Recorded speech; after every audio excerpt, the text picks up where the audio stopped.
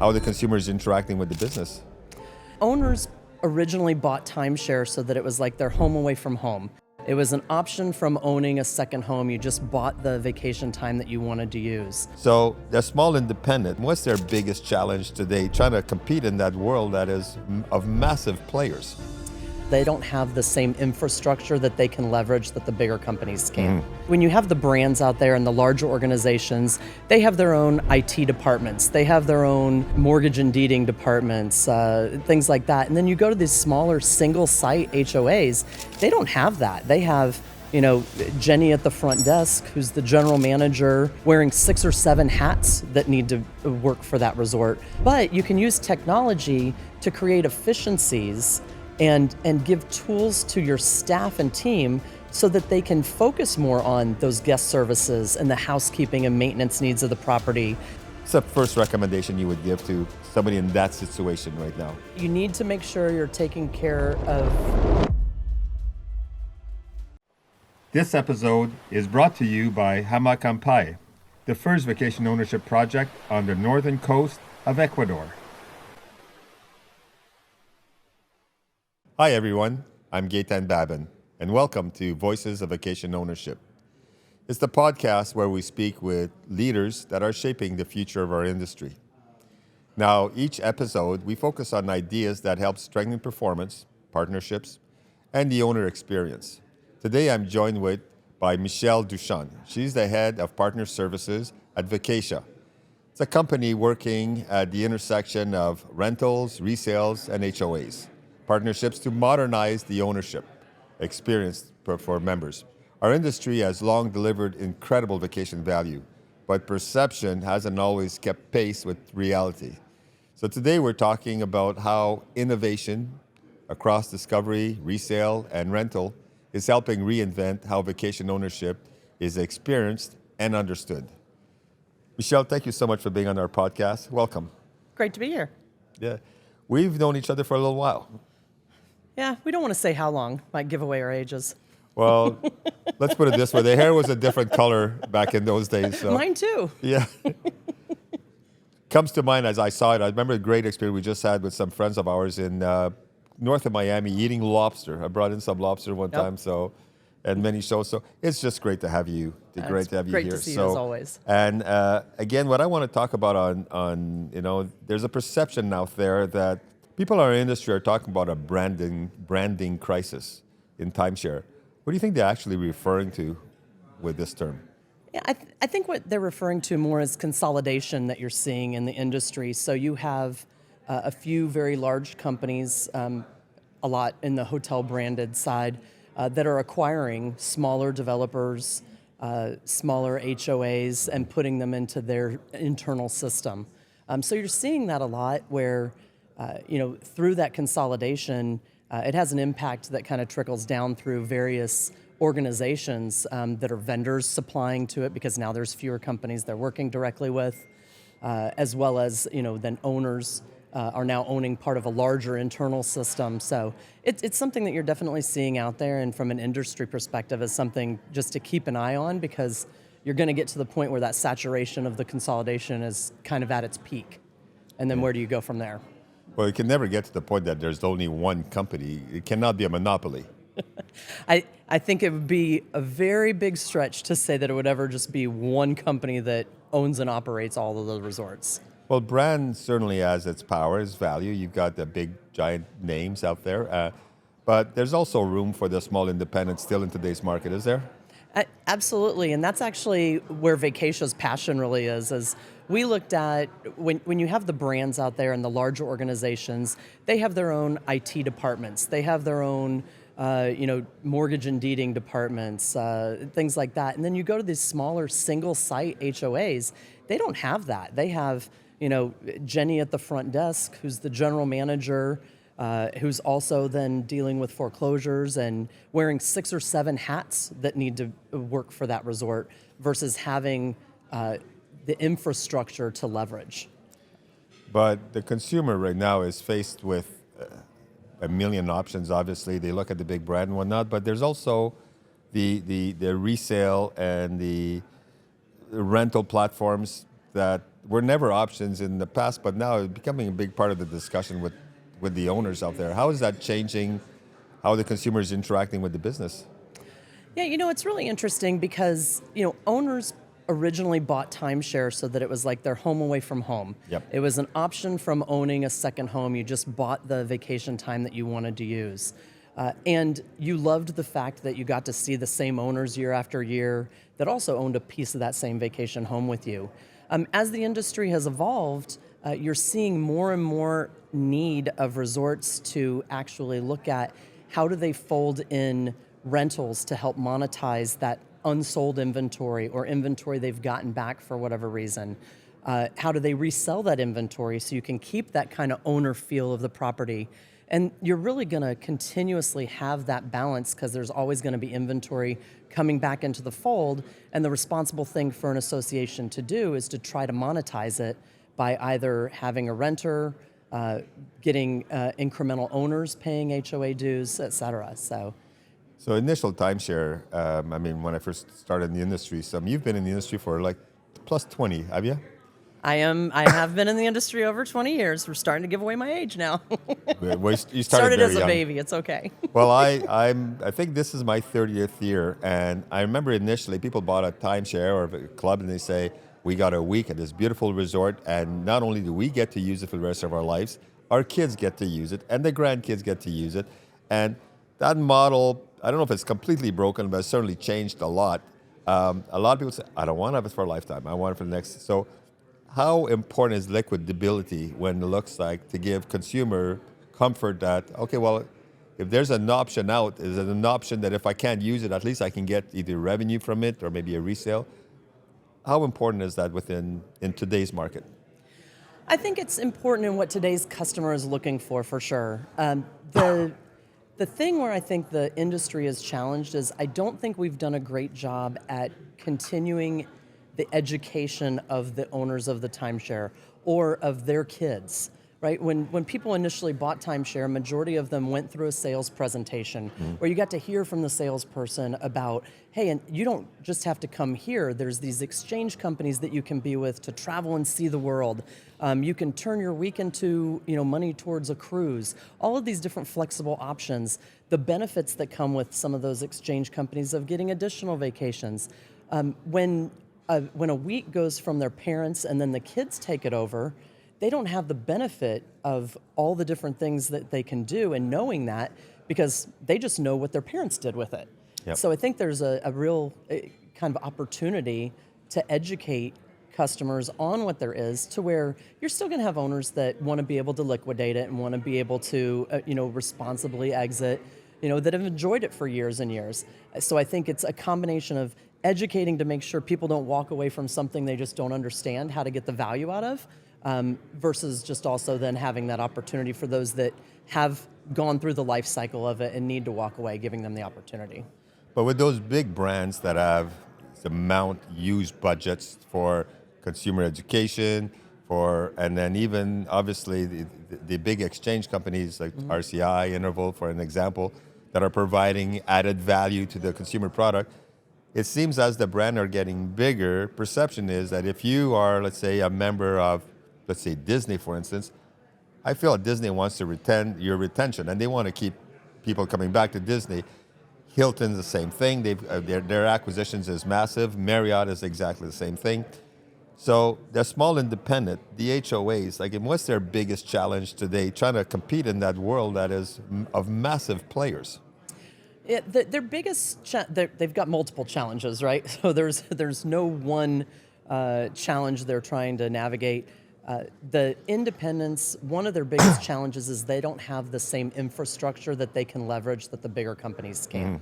So, deeper pockets, assisting in the operational efficiencies, the reserve needs, things like that. So they need to really look at other companies in the industry that are out there that have tools that they can use to help with some of those operational efficiencies that they can get to make just the budgeting process a little bit more palatable for the owners as you look at increased fees, et cetera. The other challenge they have is you have aging out owners. Timeshare's 40, 50 years old. So you have owners that are aging out, don't have anyone that wants it, who they're going to leave it to.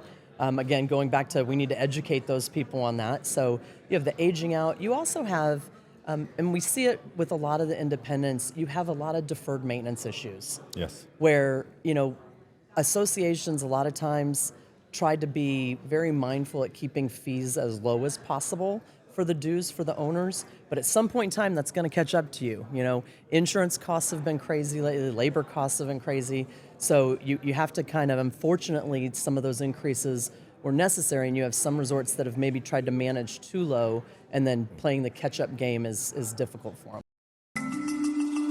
On the stunning coast of Ecuador, something extraordinary awaits. The first registry collection project in South America. A destination where luxury meets nature, where every sunset feels exclusive, and every moment is designed to inspire. Welcome to Jama Kempe, where you always want to come back. Well, see, the large corporations, when it comes at upgrading their product and refurbishing their units, if you go out of branded, that you expect a certain standard. Exactly. Right? Yep. And that sometimes doesn't happen because the small independents that we've talked to, that are especially those that are no longer active in sales, they have a budget to manage. They're not really familiar with all the aspects of what the industry can provide these days. And sometimes they shy away from it a little bit because a lot of the calls they get is, if you got anybody who wants to sell their timeshares, which is kind of like one of the bad things the industry is coming up right now by giving false promises. Yep. The communication that they have to keep, since they can't be with their operating up because they're sold out, becomes even more important with their affiliations, such as Vacatia, because you not only provide the support, but you also provide the technology to help them be current and manage their fees, right? Yep. Yeah. And, it's an interesting kind of concept on the technology side. A lot of people think that technology is being used to replace people, right? And replace jobs. Timeshare was built on that hospitality, family feel and everything. So you can't ever really replace people in successfully in a timeshare, as far as I'm concerned. But you can use technology to create efficiencies and give tools to your staff and team so that they can focus more on those guest services and the housekeeping and maintenance needs of the property, and aren't getting bogged down into task-oriented things that technology can solve for. So we're actually really proud of the technology that we built because it is very user-friendly. It helps the staff members be more efficient across all aspects: front desk, the check-in process, the housekeeping and maintenance needs, and it really frees up then the individuals' times to do what they do best, which is take care of their guests. Because if an independent needed to acquire the technology, acquire the service, there's a lot of costs there involved. And some of these owners, let's say if they are only successful at collecting 85% of the fees because of delinquencies, that money's got to be either subsidized by the owners, which creates another problem because the fees got to go up, things got to get maintained, and you don't want the property to depreciate in value and what services that are provided. So is Vacatia look at all these aspects, or is it just more on the revenue, or you look at all aspects of an operation at a resort? We do. We look at all aspects, and it starts with the budgeting process. We do a bottoms-up budget, look at every single line item, and identify where are there efficiencies that you can help the resort find. There's also efficiencies hidden in just the risk management, the risk mitigation, slip and falls that happen, or at resorts, you've got HR issues that you have to navigate. If you're down in Florida, resorts are very familiar with hurricanes that you have to navigate. Yes. And so, we have a whole risk mitigation team that's a lot of what they do, to where when you're backed by a larger organization, you benefit from some of those efficiencies on those things that you're maybe not utilizing all the time, like the technology, but are things that you need to have in your back pocket when you do need it, instead of having to try to go hunt and find it piecemeal.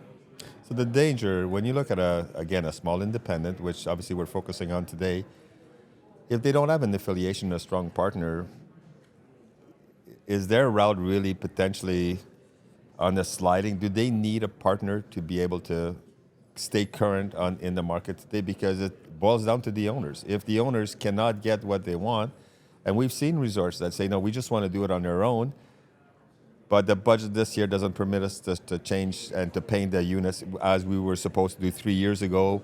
We still can't do it, so then the exchange doesn't give them as high a rating, and it seems to be a tumbling ball that there's no recovery for it. So when you actually get to a property like this, say, we need help, and then that's why you're one of the solution, what's your first point of concentration? Do you look at the unit? Do you look at their operations? Where do you start?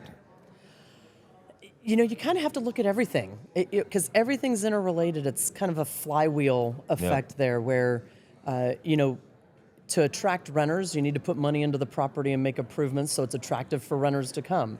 Well, renters coming in and monetizing that inventory brings money to the resort, so the resort can put money in that then will attract new owners and repeat visitors.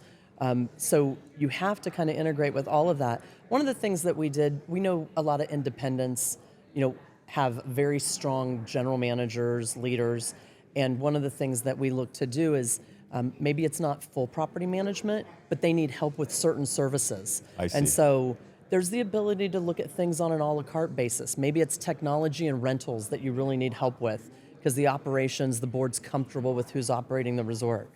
So it's the ability to let them also kind of test the waters with a partner and see all the different things that can be brought over time.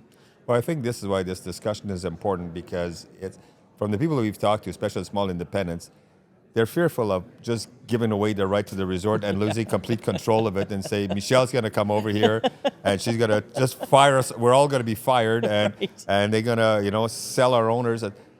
You're really a la carte. You kind of baby step into it a little bit. And I'm sure some of you do the whole operation, but is it more common just to start, we'll look at your operating budget first. So we're looking at, is it step-by-step, baby step, isn't it? Yeah, so majority of the resorts we work with have gone, all in from the core services of, help with the management oversight and fiduciary responsibilities, the rentals and technology and the accounting, right? Those are your core things. And then there's other, deed back and foreclosure services, things like that can be folded in as a resort needs. For resorts that don't feel that they need like the full thing, that's why we looked at, let's baby step the relationship. Yep. Right? Because you're right. It's, they have to take my word for it that I'm not going to come in and I'm not You're a going to turn machine. over your whole Michelle's staff. coming in. It's a machine. Yep, Yeah. exactly. So, and we want them to be comfortable. It should be a partnership approach that you have with everybody. It shouldn't be an us versus them. It should be we serve the board to help make sure that the resort is financially stable for years and years to come. And that's what we want to happen. Boards might not always like to hear what we have to say, but we're going to be transparent with these are the things you need to do in order to maintain the financial stability for a lot of years to come. And that's the goal. So the long-term goal is, again, financial stability, but keeping the owner experience or expectations as high, if not surpass what they had in the past. So the growth of Vacatia has been phenomenal in the last couple of years. I mean, anybody in the industry has been watching. How many properties are you operating? Are you able to say? I am able to say we have 60 resorts that we work with today. 60 resorts. Yep. So 60 resorts time members, you're dealing with a lot of people right now. So We are. It's been great. We've learned along the way. So with every resort, we learn new things that are of interest to that specific resort. And I think it's a testament to our team that, we adapt with those things and it makes us better. But 60 resorts, probably 60 different needs. Absolutely. Yeah. We say every resort is a snowflake. No one is the same. No one is the same. It's like, so here's a new resort, just to finish off a little bit, is a resort has done their sales. They've had, let's say, 30, 40 units. They completed.